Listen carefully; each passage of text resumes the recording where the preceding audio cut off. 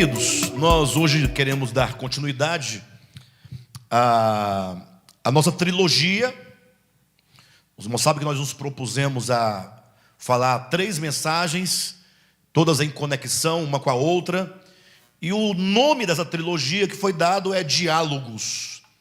Diálogos porque nós nos propomos a dialogar textos bíblicos com algum outro texto literário ou filosófico. Evidentemente que são textos que, embora sejam profanos, entenda a palavra profano, eu quero dizer que não é inspirado, que não é da Escritura, mas são textos profundos, são textos que traduzem, de certo modo, a palavra de Deus.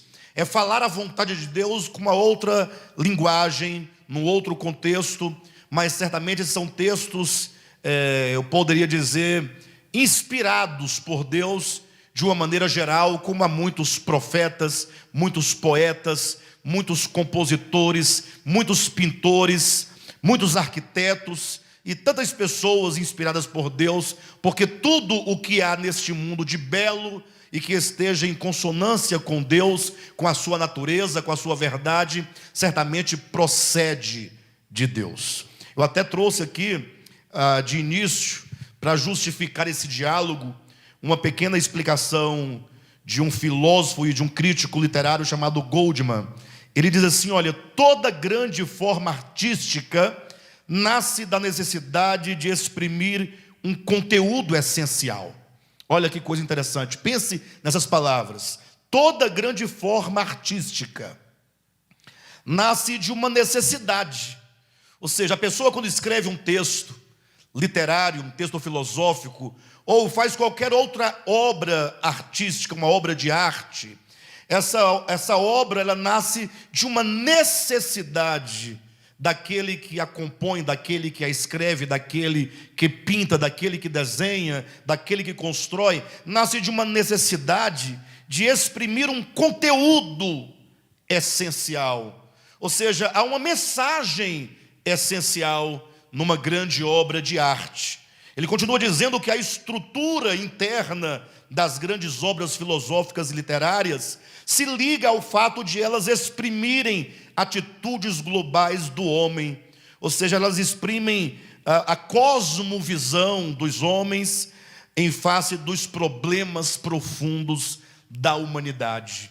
Então, nós como pessoas que temos a mente de Cristo, não podemos desprezar absolutamente aquilo que homens dons também nos legaram, além da Escritura. Lógico que nós não queremos absolutamente profanar o conhecimento bíblico. Não queremos fazer como alguns fazem, que é adulterar a Escritura ou a palavra de Deus de modo absoluto. Nós só gostaríamos de mostrar que a Escritura ela é muito rica para decifrar até onde se pode conhecer a pessoa de Deus. Que a Bíblia ela é muito rica em revelação para decifrar o coração humano, que a Escritura ela traz em si a revelação que decifra a vida humana, a existência humana, o drama do homem no teatro da sua existência, e que além da Escritura também há textos que corroboram e que fazem uníssono com a Escritura, para que pessoas dos lugares mais diferentes e distantes também tenham acesso a esse entendimento, para mostrar quão rico é o nosso Deus, para mostrar poderíamos colocar, a multiforme graça de Deus, as múltiplas formas, como o Senhor procura de todos os meios alcançar a todos os homens em todos os lugares. E hoje nós trouxemos um tema muito interessante, o Eclesiastes e o delírio. O delírio é um capítulo, apenas um capítulo de uma obra do escritor brasileiro Machado de Assis. É o 7º capítulo da obra Memórias Póstumas de Brás Cubas. Nós vamos dialogar esse delírio ali narrado por Machado de Assis, na voz de Brás Cubas, e vamos dialogar com o livro da Bíblia do Antigo Testamento, o livro de Eclesiastes. Então, vai ser uma coisa muito linda, muito maravilhosa. Eu convido você a refletir cada palavra, cada ideia, cada pensamento, cada tópico, para que você não perca absolutamente nada. Pelo contrário, seja enriquecido. Eu trouxe aqui uma pequena porção do texto do 7º capítulo, né, do Delírio. E eu vou ler com os irmãos, porque a construção dos pensamentos, das ideias, é tão rica que eu não poderia simplesmente mencionar para vocês. Mas a história é mais ou menos assim, para vocês terem uma ideia, até chegarmos no ponto exato onde eu vou entrar na leitura aqui que eu trouxe. A ideia é que Brás Cubas, ele estava já à beira da morte, estava a poucos momentos de morrer. Ele logo morreria, e para além da vida, ou seja, para além do túmulo, ou seja, para na morte, ele escrever as suas memórias. Então, supostamente, no âmbito da narrativa ficcional do Machado de Assis, Brás Cubas teria escrito este livro depois da sua morte. Inclusive, a semana que vem, nós vamos dialogar todo o livro Memórias Póstumas de Brás Cubas com o fato alegoria do rico e Lázaro, lá em Lucas capítulo 16. Só para vocês poderem ficar atentos. De todo modo, nesse capítulo 7º, o Brás Cubas estaria narrando que momentos antes de ele morrer, ele sofreu um delírio.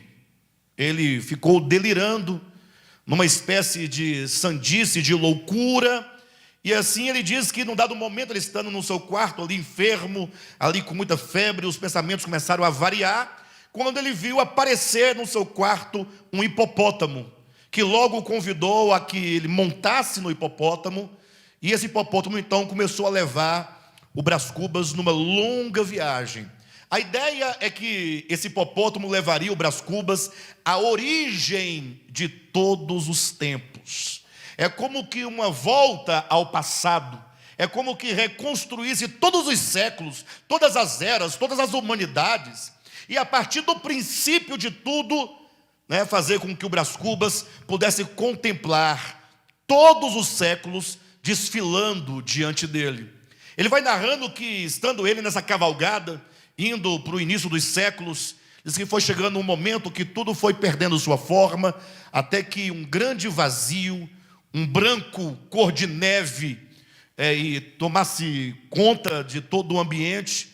Ele se sentiu num lugar de natureza glacial, muito gelado, muito branco, até que chegando no início, quando não tinha mais nada que se enxergava materialmente, porque o branco tomou conta de todo o cenário, tanto da terra quanto dos céus, quando então aparece uma tal de Pandora, uma grande mulher, enorme, com um rosto muito grande, e então começa um diálogo com o Brás Cubas. E o diálogo se dá, em parte, nisso que eu vou ler para os irmãos agora. Num dado momento, ela falando com o Brás Cubas, ela diz: grande lascivo, espera-te a voluptuosidade do nada. Ou seja, ela olhando para Brás Cubas, ela se identificou como Pandora, como a natureza, disse: sou tua amiga e sou tua inimiga. E ela então diz: espera-te a voluptuosidade do nada. Quando esta palavra, presta atenção, porque tem tudo a ver com a sua vida, com a minha vida, como o modo como nós vivemos neste mundo, que nós vamos ver com mais propriedade no livro de Eclesiastes. Quando esta palavra ecoou como um trovão, naquele imenso vale, afigurou-se-me que era o último som que chegava aos meus ouvidos. Parecia-me sentir a decomposição súbita de mim mesmo. Então encarei-a com olhos súplices e pedi mais alguns anos. Ele pede para Pandora mais alguns anos de vida. E ela responde: pobre minuto, exclamou, para que tu queres mais alguns instantes de vida?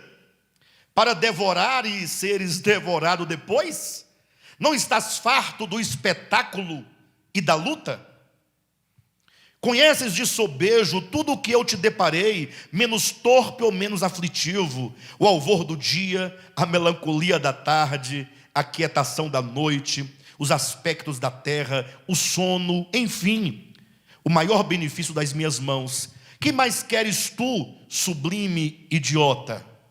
E ele responde: viver somente. Não te peço mais nada.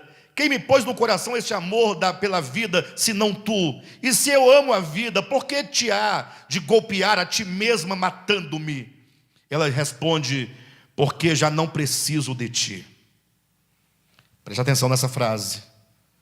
Porque já não mais preciso de ti. É uma palavra, uma resposta que todos um dia recebem desta existência terrena. É isso que este mundo físico, terreno, temporal e passageiro falará para a pessoa mais importante do mundo. Eu sei que você tem a sua importância, você tem o seu trabalho, seus sonhos, seus projetos. Você luta, você corre, né? Você constrói, você edifica, você planta, você estuda, você se casa, você tem filhos. Mas uma hora, essa existência aqui terrena vai dizer para você: eu não mais preciso de ti. Não importa o tempo, ou não importa ao tempo o minuto que passa, mas o minuto que vem. O minuto que vem é forte, jucundo, supõe trazer em si a eternidade e traz a morte. E perece como o outro minuto anterior, mas o tempo subsiste, ele continua. Egoísmo, dizes tu? Sim, egoísmo, eu tenho outra lei. Ela continua dizendo: egoísmo é conservação. E aqui eu quero que os irmãos comecem a pensar comigo mais profundamente. Egoísmo é conservação. Ela diz que essa é uma lei universal. E eu concordo plenamente que essa é uma lei da terra. Há algumas semanas eu preguei um sermão intitulado O reino de Deus, ou o meu reino, não é deste mundo. Se você é um cristão que ama o evangelho, você sabe que o reino de Deus não é deste mundo, e portanto que o seu reino também não é deste mundo, que o nosso reino não é deste mundo. Até porque existe uma lei que governa todos os homens em todos os lugares, todas as sociedades, todas as gerações. Não importa se é hoje ou se foi há 500 anos, ou se será daqui a 500 anos ou a 1000 anos, essa lei é a lei da terra. Egoísmo é conservação. A onça mata o novilho. A onça mata o novilho porque o raciocínio da onça é que ela deve viver. Não é isso que acontece? Quando a onça mata o novilho, qual é o pensamento da onça? Ora, eu tenho que me alimentar, eu tenho que sobreviver. Mas se de repente alguém diz para a onça: não, mas o novilho é tenro, é muito novinho, é franzino, é frágil, é fraco. A onça mata o novilho porque o raciocínio da onça é que ela deve viver. E se o novilho é tenro, tanto melhor. Eis o estatuto universal. É verdade ou não é verdade? Que nessa terra existe uma lei de sobrevivência, em que um mata o outro para sobreviver, em que um atropela o outro para passar à frente dele, e que cada um tem a sua necessidade de sobrevivência. É uma lei, e essa lei é uma lei de egoísmo, e ninguém compartilha, ninguém ajuda, ninguém divide, ninguém se preocupa. E se o outro é tenro, é fraco, melhor ainda, porque eu não vou precisar de muito esforço para deixá-lo para trás, para empurrá-lo, para derrubá-lo, para passar por cima. E ela diz então: sobe e olha. Ela vai demonstrar esse espírito de preservação, de egoísmo. E ela diz para ele: sobe e olha. Isto dizendo, arrebatou-me ao alto de uma montanha. Inclinei os olhos a uma das vertentes E contemplei durante um tempo largo ao longe, através de um nevoeiro, uma coisa única. Imagina tu, leitor, uma redução dos séculos, um desfilar de todos eles, as raças todas, todas as paixões, o tumulto dos impérios, a guerra dos apetites e dos ódios, a destruição recíproca dos seres e das coisas. Tal era o espetáculo, acerbo e curioso espetáculo. A história do homem e da terra tinha assim uma intensidade que lhe não podiam dar nem a imaginação, nem a ciência, porque a ciência é mais lenta e a imaginação mais vaga, enquanto que o que eu ali via era a condensação viva de todos os tempos. Para descrevê-la, seria preciso fixar o relâmpago. Os séculos desfilavam num turbilhão, e não obstante, porque os olhos do delírio são outros, eu via tudo o que passava diante de mim. Flagelos e delícias. Desde essa coisa que se chama glória, até essa outra que se chama miséria. Vocês estão entendendo, pessoal? Olha o que ele contempla. Flagelos e delícias, desde essa coisa que se chama glória, até essa outra que se chama miséria.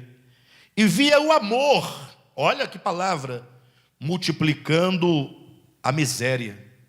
Será que tem uma ironia aqui? Porque o amor não deve multiplicar a miséria.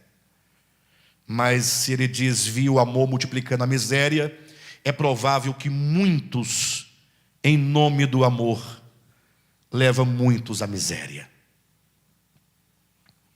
Vi o amor multiplicando a miséria, e vi a miséria agravando a debilidade. Aí vinha a cobiça que devora, a cólera que inflama, a inveja que baba. A inveja baba?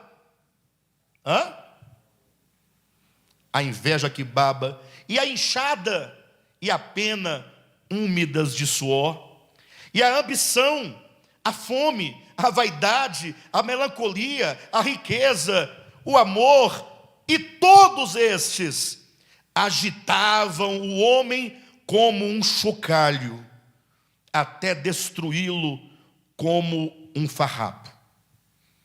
Todas essas coisas, fazendo do homem um joguete. Será que nós não estamos sendo jogados de um lado pelo outro, por todas essas coisas aqui descritas? Será que nós não estamos perdendo o controle da nossa própria existência, enquanto sujeito? Nós estamos nos permitindo com o engano, com os sofismas, que os homens maus e perversos, que a ganância, que a inveja, tudo isso fique nos sacudindo como um chocalho, sem que nós nos demos conta e paremos esse delírio a partir da visão de Machado de Assis. É como que agora, neste momento, o Brás Cubas, ele consegue perceber o que então ele não conseguia perceber. Ou seja, o que é delírio, o que é loucura, é na verdade a sanidade de alguém que agora tem a percepção. Porque aquilo que você chama de sanidade é a verdadeira loucura. O não poder perceber o que está acontecendo conosco, com a humanidade em todos os tempos. E ele diz mais, eram as formas várias de um mal. Ou seja, esse mal tem várias formas. Eram as formas várias de um mal, que ora mordia a víscera, ora mordia o pensamento, e passeava eternamente as suas vestes de arlequim em derredor da espécie humana. A dor cedia alguma vez, mas cedia à indiferença, que era um sono sem sonhos, ou ao prazer, que era uma dor bastarda. Então o homem, flagelado e rebelde, corria adiante da fatalidade das coisas. Olha o homem correndo atrás da fatalidade das coisas, como se essas coisas tivessem alguma consistência eterna. O homem lutando nessa existência pela sua preservação. Quem tem mais bens, quem tem mais dinheiro, quem tem mais casa, quem tem mais negócios, quem tem a melhor empresa. Nessa luta é dito que o homem corria diante da fatalidade das coisas, atrás de uma figura nebulosa e esquiva, feita de retalhos, um retalho de impalpável, outro de improvável, outro de invisível, costurados, cozidos todos a ponto precário com a agulha da imaginação. E essa figura, nada menos que a quimera da felicidade, ou lhe fugia perpetuamente, ou deixava-se apanhar pela fralda, e o homem a cingia ao peito, e então ela, como um escárnio, fugia perpetuamente. Ou melhor, desculpe-me, eu acho que eu voltei aqui, Deixe-me repetir. Ou lhe fugia perpetuamente, ou deixava-se apanhar pela fralda, e o homem a cingia ao peito, e então ela ria como um escárnio, e sumia-se como uma ilusão. Ou seja, quando o homem pensa que ele alcançou o que ele tanto queria, porque ele correu a vida inteira atrás de alcançar tal ou suposto objetivo, quando ele diz, peguei, que ele puxa, só vem a fralda. E aí esse ser, como diz aqui as palavras do Machado, como diz, ou fugia perpetuamente, ou deixava-se apanhar pela fralda, e o homem só com a fralda a cingia ao peito, e então ela, como um escárnio, para zombar mesmo deste homem, sumia-se como uma ilusão. Ao contemplar tanta calamidade, não pude reter um grito de angústia, que natureza ou Pandora escutou sem protestar nem rir. E não sei por que lei de transtorno cerebral fui eu que me pus a rir. Um riso descompassado e idiota. Que maravilha, não?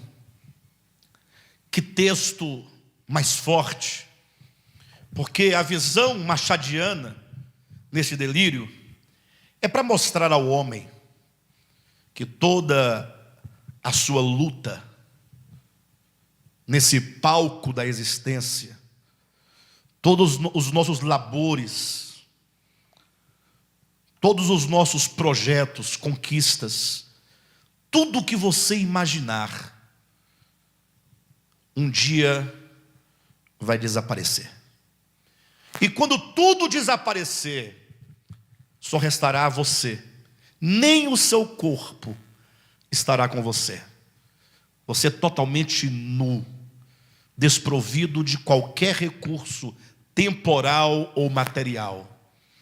A única coisa que você vai poder ter ou reter consigo é aquilo que você edificou no coração, as coisas eternas. Basicamente aquilo que Jesus disse lá em Mateus capítulo 6, quando ele fala que nós devemos depositar tesouros nos céus, e não na terra, onde a traça e a ferrugem corroem, comem.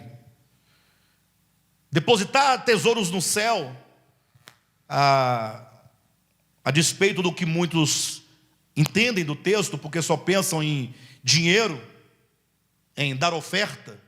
Sempre quando eu falo desse texto, só fala de oferta, de dízimo. Na verdade, ele quer dizer, de maneira muito maior do que qualquer coisa, a ideia de que a nossa vida é de construir. Nós estamos sempre construindo.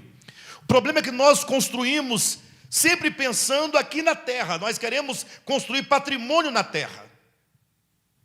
Queremos ter sucesso aqui na terra. Queremos vencer aqui na terra. E não é errado você vencer na terra, construir na terra. O problema é que essas coisas aqui não podem tomar de conta do nosso coração. Devemos fazer, como diz o apóstolo Paulo, viver aqui na terra usando das coisas deste mundo como se delas nós não precisássemos. Não colocar essas coisas no nosso coração, mas depositar tesouros no céu. O que é depositar tesouros no céu? É tudo aquilo que você faz e que vai entrar com você para a eternidade. A eternidade nesse sentido de que estamos colocando. Brás Cubas estava no delírio a poucos minutos da sua própria morte. Essa transição da vida para a morte. Nesse sentido, eu não sei quanto tempo você ainda vai ficar aqui nesse teatro, nesse espetáculo da existência. Não sei. Não sei se você vai embora hoje, daqui a pouco. Talvez eu nem saia daqui de dentro hoje. Ou seja, saia, né? Mas saia carregado nos braços, gelado, hirto, tomado da morte. Eu sei que tem gente que fala, mas pastor Alexandre gosta de falar da morte. Mas que coisa boa é falar da morte. Olha, está manifestando aí.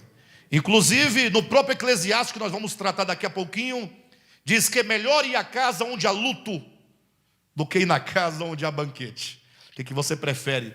Ir num churrasco, no próximo sábado, os amigos, aquela picanhazinha gorda, assando, o pessoal cantando, conversando, batendo papo, com aquela Coca-Cola bem gelada, ou você prefere ir a um velório? O que você prefere de fato? Bem, eu prefiro ir ao churrasco. Eu preferi ir ao churrasco. Mas a sabedoria diz que ir ao velório é melhor. Em que sentido? É o ganho. Tudo que você ganha depois de um churrasco é alguns quilinhos. Isso se não tiver contenda, porque geralmente dá briga, né? Festa dá briga. Geralmente acontece. Festa de família, então, misericórdia, né? Mas quem vai a uma casa onde há luto, ali ele percebe que, pelo menos para aquela pessoa, que é o exemplo e o modelo concreto naquele momento de todos nós, que um dia a tal da Pandora vai dizer, não preciso mais de ti. Já imaginou? Quando você não for mais necessário nessa existência? E quais serão os tesouros que você terá acumulado? Na terra ou nos céus? Vai depender das nossas atitudes. O delírio, ele se comunica de uma maneira muito prática e muito forte com o livro de Eclesiastes. Eclesiastes é um livro do Antigo Testamento, escrito por Salomão, embora não traga o nome dele, mas é dito que aquele que fala é filho de Davi e é rei de Israel. Ora, se é filho de Davi e é rei de Israel, o único rei de Israel, filho de Davi, é Salomão. Não há outro, né? De todo modo, a ideia é que quando Salomão escreve este livro, pense comigo, ele já está na sua velhice. Ele está bem velhinho. A semelhança de Brás Cubas, que agora estava numa posição privilegiada, suspenso por Pandora a uma altura de onde ele podia contemplar todos os séculos e reparar na fragilidade das coisas terrenas, reparar na angústia dos homens em busca de conquistar algo, vendo todo o sofrimento, a inveja, todas as coisas boas e ruins acontecendo. Salomão, na sua velhice, também gozava desse privilégio, desta visão, dessa perspectiva. A velhice traz para as pessoas a capacidade de refletir toda a sua história. O jovem não, o jovem ele não pensa muito nas coisas. O adolescente, então, é muito temerário, muito afoito. O jovem faz muitas coisas que não pensa, que não reflete. Todos nós, todos os jovens são assim, é a própria natureza. Mas a pessoa vai envelhecendo, e quanto mais velha ela fica, mais ela ganha sabedoria, mais ela amadurece e mais ela pode refletir. Sobretudo no caso de Salomão, que já estava em profunda velhice. se é que se pode usar essa expressão profunda velhice, mas para vocês entenderem que ele já tinha vivido tudo o que ele podia ter vivido e que agora estava já, como ele próprio vai dizer, no finalzinho da mensagem, nós vamos ler o capítulo 12, ele vai dizer que as aves de rapina já estavam cercando a sua casa, já ouvia-se o canto dos abutres já que estavam ali em volta da sua casa.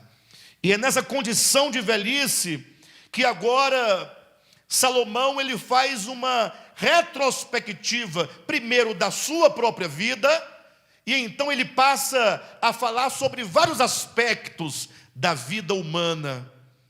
E então, falando de si próprio, eu não tenho como ler, depois vocês leiam, são 12 capítulos, vocês podem ler o livro inteiro depois, eu vou apenas mencionar os pontos que eu julguei mais necessários e urgentes para comunicar aos irmãos essa noite.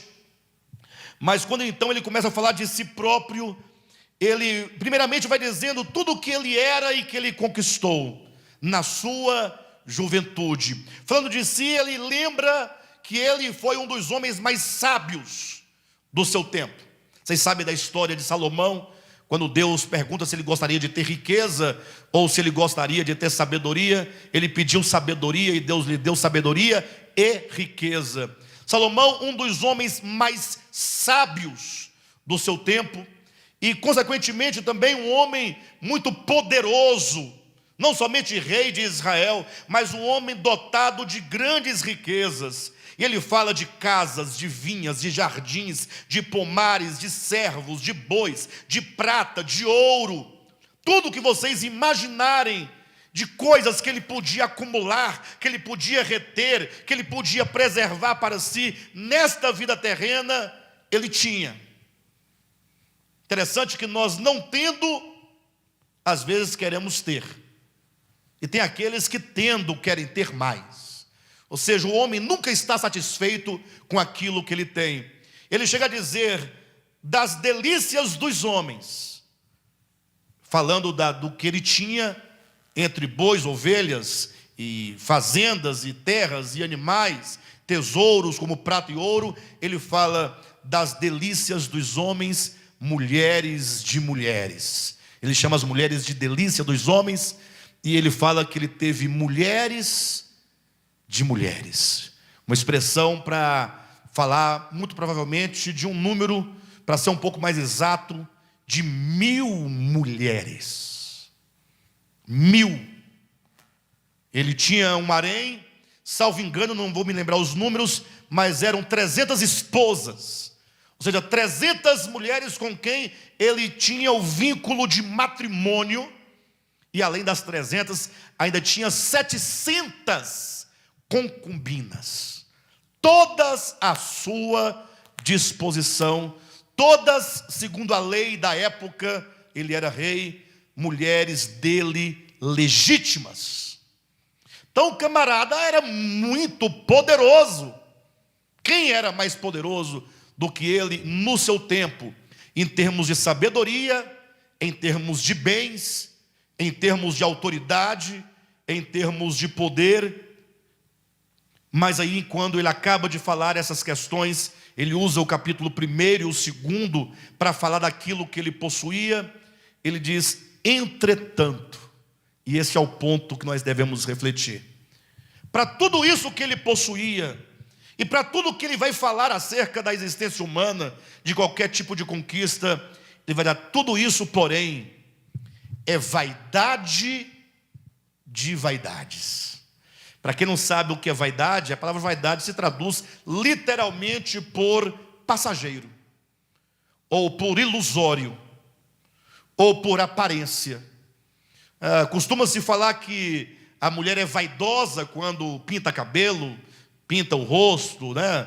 Usa brinco, blush, batom, rouge, essas coisas todas, mas é exatamente a ideia de que toda aquela pintura, aquele cosmético, dá uma aparência até bacana para a mulher, no caso, e para os homens também, metrosexuais, que também gostam de fazer essas coisas.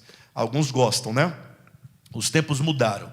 De todo modo, toda essa aparência bonita chamada de cosmético, e vem de cosmos, vem de mundo, vem de aparente, é apenas uma aparência, é vaidade. É uma beleza aparente que não é real, e ainda aqueles que nascem com uma beleza real. Não tem pessoas que têm uma beleza de acordo com os parâmetros de cada tempo se estabelece um padrão de beleza. Não tem as pessoas que têm de acordo com esses desenhos, enfim, mas aparentadas, até essas também, isso também é vaidade. A grande prova é que nasce uma criança, a coisa mais linda, aquela criancinha, aqueles olhos expressivos, cabeludo, gordinho, todo mundo fala, olha que coisa mais linda, a cara do pai, a cara da mãe, parece com a tia, parece com a avó, mas a partir dali começa um processo de morte. É isso que nós não entendemos. E o pior, a cada ano nós comemoramos. Era para chorar. Depende do ponto de vista. Não, mas é porque eu alcancei mais um ano que não poderia ter alcançado. Aí você se alegra porque conseguiu chegar até aquele ano. Bacana. Tem que se alegrar mesmo. Mas da perspectiva de Deus, que está fora do tempo, se você fosse viver 80 anos, com 1 ano de idade você tem menos 1 ano de vida. É a lógica. 15 anos é menos 15. Eu estou com 46. Se eu vou viver 60, que eu imagino que eu vou viver 60, a minha expectativa de vida é 60 anos. Viu, Roserene? Então, de 46 para 60, só tem mais 14. E o ano que vem vai ter 13, aí vai só diminuindo. Eu espero que com 60 tá bom, pessoal. Esse espetáculo aqui, você vai entender isso ao longo desse livro de Eclesiastes, né? Ele diz que tudo é vaidade de vaidades. Ele diz que tudo, ele usa uma segunda expressão, é correr atrás do vento. Você tem uma ideia do que significa tudo aqui da terra, das coisas da terra, passageiras? Acorde amanhã bem cedinho e fala assim, hoje eu vou correr atrás do vento. Já teve quem quisesse estocar vento, mas acontece, né? Aí você sai cedo assim, hoje eu vou correr atrás do vento até pegá-lo. Sai cedo, começa a correr, vai. Aí, no final do dia, você vai ver qual é o resultado. Todo o seu resultado de correr atrás do vento é a ideia que Salomão está dizendo. É isso que acontece. O que você conseguiu? Corri, mas não deu certo. Quando eu penso que ele está aqui, ele faz a volta e vai e foge. Quando eu penso que eu peguei e não pega, ele vai embora. Ele diz, pois é, tudo que há aqui na terra, aqui é correr atrás do vento. Tudo que é vaidade, correr atrás do vento, ele usa uma terceira expressão para delimitar, para não tirar sua esperança, para você não pensar, então qual é o sentido da existência humana? Ele fala, tudo o que há debaixo do sol. Este é o ponto fundamental. Ou seja, tudo o que ele disser, alguns chamam isso de pessimismo, não é? Acham que Salomão é pessimista. Ele é pessimista, mas que livro mais pessimista, não vê nada de bom na terra, tanta coisa bacana, tanta coisa boa. Ele fala, não, isso é porque a sua visão é de jovem ainda, e também não tem nada de pessimismo, tem tudo de cosmovisão, ter a compreensão clara do significado, da temporalidade, da fugacidade, das coisas da terra, nesse plano abaixo do sol. Não é sem razão que Paulo disse em 1 Coríntios capítulo 15, versículo 19, falou, essa é a nossa esperança, preste atenção, se limitasse somente a esta vida aqui, se a sua esperança se limitasse só aqui, ou, em outras palavras, se a vida humana, se a existência humana se esgotasse nesta mera existência, ele diz, seríamos os mais infelizes de todos os homens. Em outras palavras, não há felicidade aqui na terra. Não que você não possa ser feliz, Você pode ser feliz, mas essa felicidade que você goza, que você desfruta, ela tem uma origem acima do sol, não abaixo do sol. Porque a existência humana, com todas as guerras, as batalhas, as lutas, que são muitas, dentro do seu lar, com seus amigos, na escola, na faculdade, no trabalho, no trânsito, em qualquer lugar, em qualquer fase da sua existência, a luta está acontecendo. É um drama, é uma luta para sobreviver. Paulo diz que se a vida nossa se resumisse nisso aqui, seríamos os mais infelizes de todos os homens. E aí Salomão então começa a enumerar algumas coisas. Eu não vou me prender muito, porque o tempo nosso é muito curto, mas eu vou apenas mencionando para vocês. No capítulo 1 ele fala, olha, as coisas são assim, um dia após outro dia.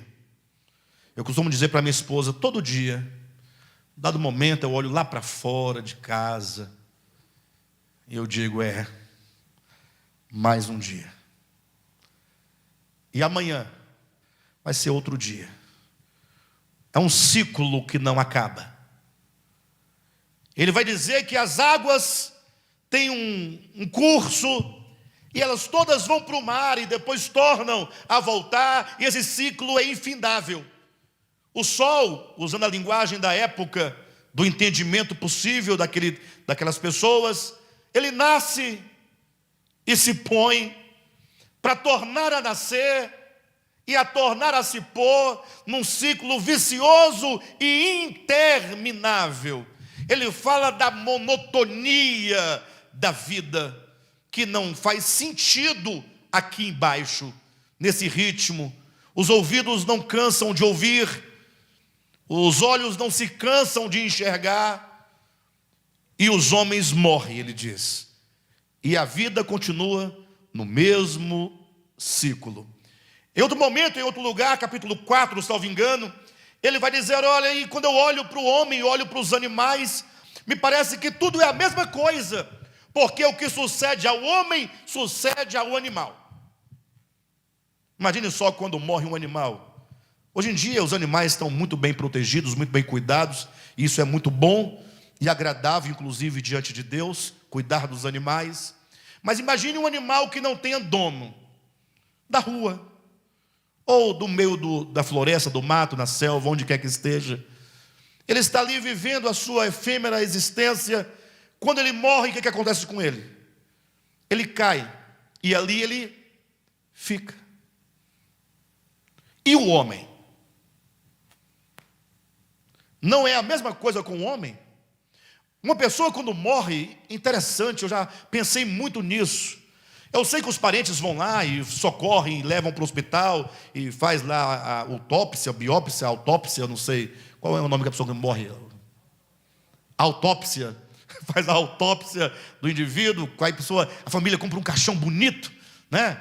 Uma madeira boa, e contrata uma floricultura para fazer todo aquele arranjo de flores. E alguns compram velas, e eles cantam e levam, e colocam numa sepultura, depois faz um mármore bonito, né? Aqueles anjos de asas, bonito lá em cima da sepultura, tal. Mas aquele serzinho que morreu, que foi embora, ele morre como morre um animal. Humanamente falando aqui, debaixo do sol, se ninguém for lá pegar, ele vai ficar lá. E tudo aqui na terra para ele não mais faz sentido. Se ele tivesse uma poupança, ele não se preocupa mais com ela, ele não sabe mais dela. Uma aposentadoria, uma casa, um negócio, as roupas dele que ele tinha por tanto cuidado, agora outras pessoas vão pegar, vão doar, vão vender, vão jogar fora. Roupas íntimas, que eram tão íntimas, agora outras vão pegar e jogar fora, vão queimar, sei lá, vai fazer alguma coisa. Mas aquele indivíduo ali, quando morre, ele morre como morre o outro, ou quando morre um animal, nas palavras, na perspectiva do pregador, escritor de Eclesiastes, e ele diz, mas isso tudo é debaixo do sol. Ele fala sobre as relações de opressão, de maldade, de inveja. Ele fala, por mais que você queira fazer a coisa certa, você vai estar sempre envolvido em relações ruins. A inveja que te atrapalha, a maldade, a opressão que você sofre. E ele chega a ponto de falar o seguinte, que antes não tivesse nascido. Olha o que ele está dizendo. Essa é a percepção de alguém que está em profunda velhice e agora está fazendo um balanço da sua vida e uma leitura da história da humanidade. Ele diz, antes tivesse sido um aborto e não ter passado por tudo isso. Ele fala de dinheiro, de riquezas, da morte e da herança. Ele diz, o indivíduo passa a vida toda trabalhando. Trabalha além do que deve trabalhar. Ele não trabalha para sobreviver, para se alimentar, para se vestir. Ele trabalha para poupar. Ele trabalha para multiplicar. Ele trabalha de modo a ter muitas propriedades. E porque ele trabalha tanto para poder adquirir tanto, não tem tempo de usufruir daquilo que ele conquista.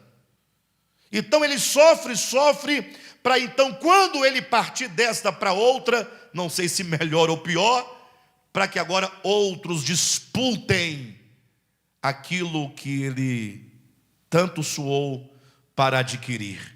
Outros vão lutar, outros vão brigar por aqueles bens, outros vão usufruir. E ele então também chega a dizer que o mesmo sucede a todos os homens. Foi o que ele observou. Isso também era algo que tinha no coração, salvo engano, de Sofonias, né? Que ele olhava, o Abacuque, salvo engano, e dizia, mas Senhor, como pode? Porque o que acontece com os bons, também acontece com os maus.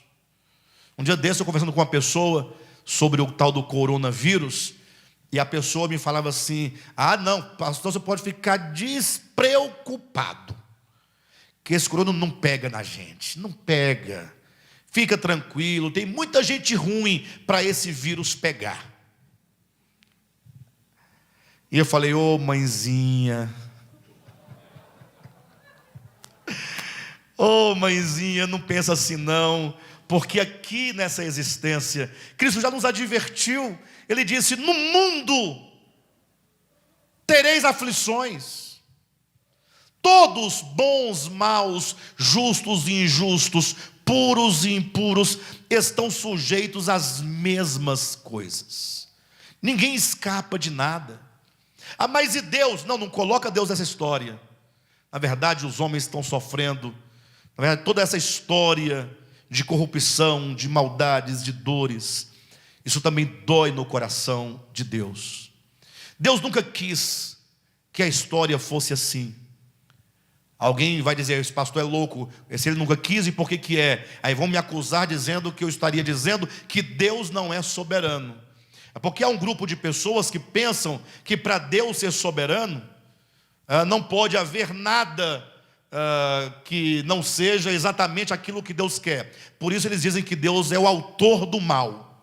Porque se tudo deve ser o querer absoluto de Deus, eles esquecem que existe a vontade permissiva de Deus. A vontade permissiva é quando Deus permite que as coisas acontecem. E Deus só pode permitir porque Ele deu ao homem a liberdade para escolher. Amar ou não amá-lo. Servi-lo ou não servi-lo. Você é a testemunha de que quantas vezes você diz não ao Senhor. Ou não diz? Você não diz não ao Senhor? Se eu perguntar, você diz mais sim ao Senhor? Ou você diz mais não ao Senhor? Na sua experiência de vida. Não precisa responder. Eu sei que a resposta é, nós dizemos muito mais não. Mas assim ele permite que as coisas sejam, porque Ele foi quem nos deu esse atributo da vontade, essa liberdade de escolher. Alguém questiona, pastor, mas não tem os eleitos? Tem os eleitos, mas nenhum eleito tem a sua vontade sequestrada por Deus. a sua vontade, por fim, vai se render à vontade do Eterno. E somente quando a vontade humana se inclinar à vontade divina e falar sim, Senhor, somente neste momento, é então que se pode falar claramente que agora esse homem vai poder experimentar toda a perfeita, agradável vontade de Deus. Porque até então, as coisas estão acontecendo como estão. E somente quando a sua vontade se inclinar completamente, você será um verdadeiro servo, um verdadeiro adorador. Deus não quer robôs servindo a Ele, programados. Qual o sentido disso? Qual o sentido de um Deus que é adorado por aqueles que são obrigados a lhe adorar sem exercício de vontade? Por isso que a história está do jeito que está, e é por esse mesmo motivo que Pedro disse: não retarda o Senhor a sua promessa, como alguns a julgam demorada. Mas Pedro, e por que está demorando tanto? É porque Deus é longânimo para convosco, e Ele está aguardando que todos cheguem ao arrependimento. Ou seja, o Senhor está trabalhando lentamente para que as vontades sejam atraídas a Ele. Aí está a grande importância do ministério da palavra, porque ela vai trabalhando a nossa vontade, pouco a pouco, cada vez mais. Abra sua Bíblia em Eclesiastes capítulo 11, já estou me encaminhando para o desfecho.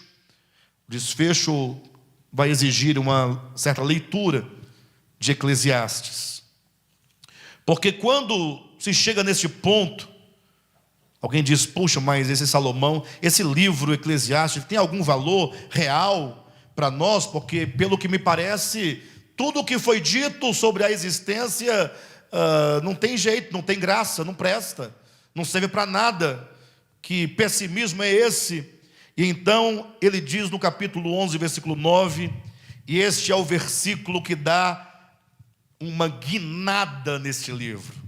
É o momento que era como se ele dissesse assim para nós: olha, tudo o que eu disse até agora é o que acontece debaixo do sol, mas agora eu vou abrir uma janela no céu, para que você olhe além do sol, para que você tenha uma visão além dessa existência meramente terrena. E no capítulo 11, versículo 9, ele diz o seguinte: alegra-te, jovem, na tua juventude. Olha, mas até agora ele diz que nada tem sentido, e ele diz: alegra-te, jovem, na tua juventude. Aqui nós temos um velho, idoso, quase partindo para a eternidade, escrevendo para aqueles que estão novos ainda.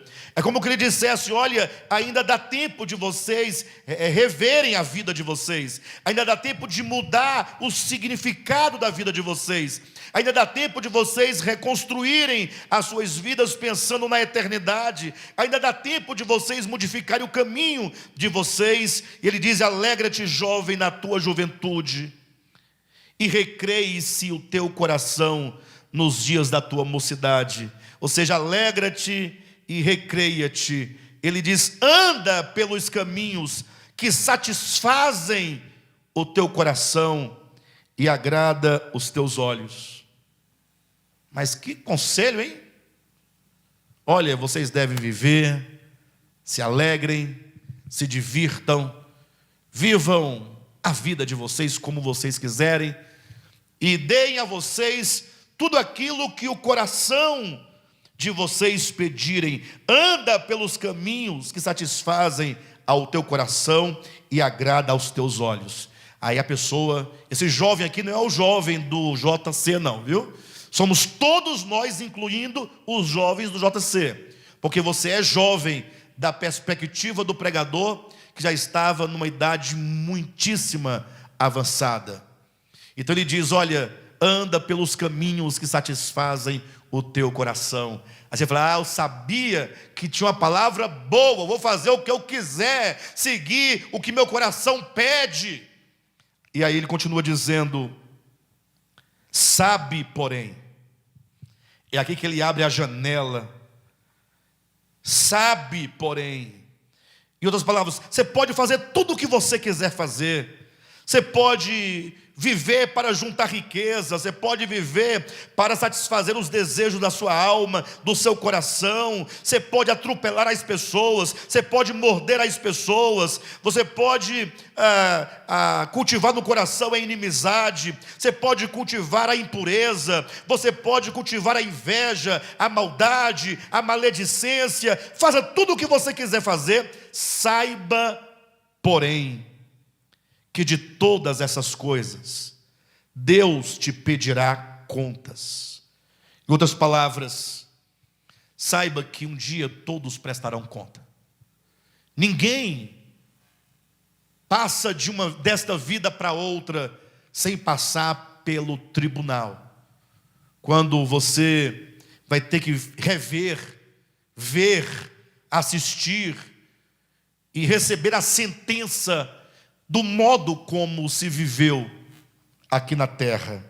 E ele diz no versículo 10: afasta, portanto, do teu coração o desgosto, e remove da tua carne a dor, porque a juventude e a primavera da tua vida são vaidade.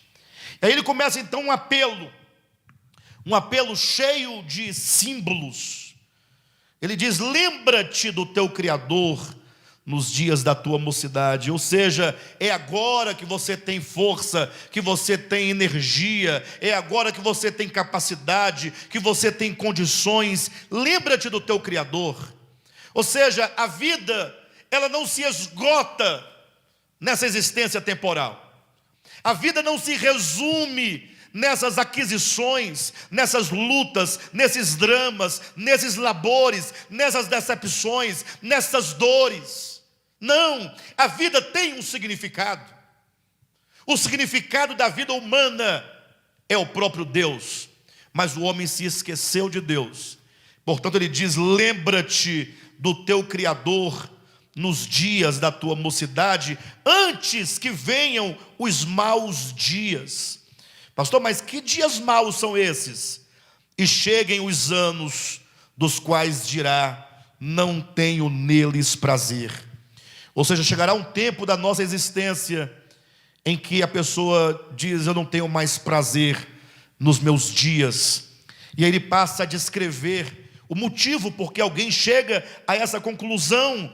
Ele diz: antes que se escureçam o sol, a lua e as estrelas do esplendor da tua vida, e tornem a vir as nuvens depois do aguaceiro. Olha as figuras que ele utiliza: no dia em que tremerem os guardas da casa, os teus braços. Ele chama os braços de os guardas da casa. No dia em que tremerem os guardas da casa. Eu passei uma situação essa semana, ajudando uma família a solucionar os problemas familiares. E lá tinha um senhorzinho, lá com seus 80, quase andando para os 90 anos. E ele falando que estava sofrendo opressão de familiares, de netos. Uma criança oprimindo uma pessoa de quase 90 anos de idade. E na hora a gente pensa: poxa, mas por que esse senhor não faz alguma coisa? É porque os braços da casa, que são, melhor, os guardas da casa, que são os braços, já não tem mais energia. Vocês entendem? Por isso eu quero viver só até os 60. No dia em que tremerem os guardas da casa, os teus braços, e se curvarem os homens outrora fortes, as tuas pernas, e cessarem os teus moedores da boca, por já serem poucos, e se escurecerem os teus olhos nas janelas. Sabe quando você chega na janela e olha, e tudo se escurece, porque você não enxerga mais? E ele continua dizendo: e os teus lábios, quais portas da rua se fecharem. Uma característica da pessoa quando vai ficando mais idosa é falar cada vez menos. No dia em que não puderes falar em alta voz, te levantares à voz das aves, a ave grita e você assusta, e todas as harmonias, filhas da música, te diminuírem. Pessoas cantam tão bonito, tão bacana, e aí vai perdendo aquela força da voz, aquele vigor da voz.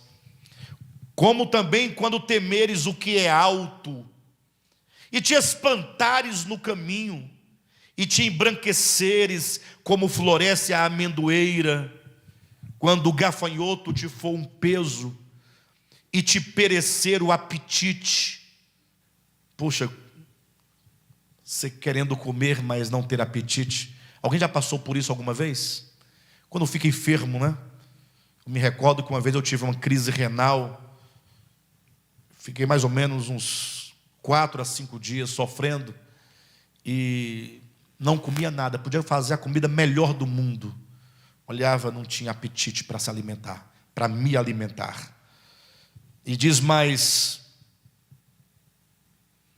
porque vais à casa eterna, e os pranteadores andem rodeando pela praça, antes que se rompa o fio de prata e se despedace o copo de ouro. Copo de ouro. Olha como ele chama o corpo humano, o copo de ouro.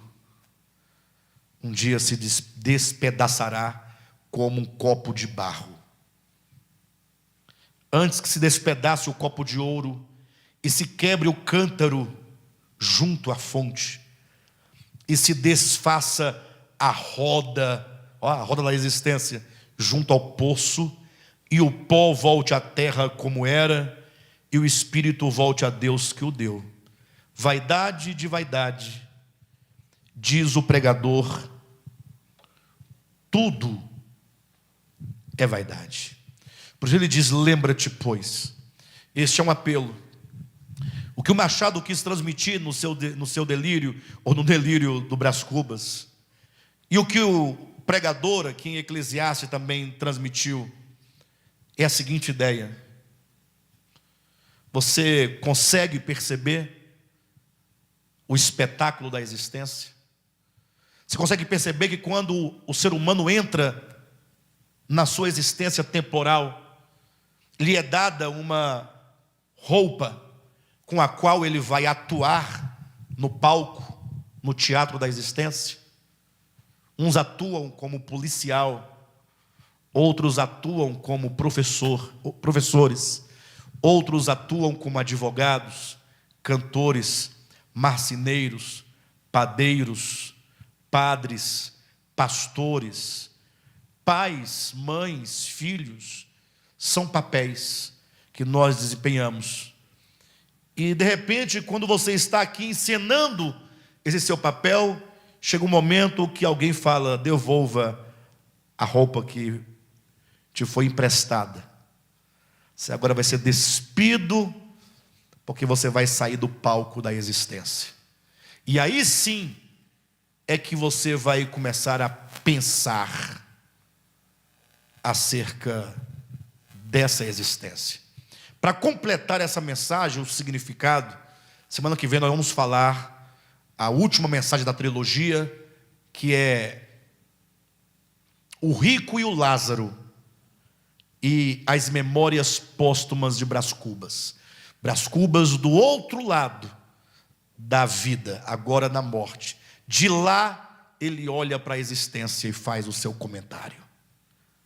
Assim como o rico morreu, foi para o outro lado, e de lá ele refletia sobre a sua existência e falava com o pai Abraão. Lembra? Pai Abraão, manda alguém falar com meus irmãos. São 2 olhares de uma perspectiva póstuma. É o olhar de alguém que talvez poderia dizer: se eu pudesse ou tivesse a chance de voltar, eu faria tudo diferentemente. Tá bom? Deixo aqui para os irmãos essa palavra de edificação e de encorajamento.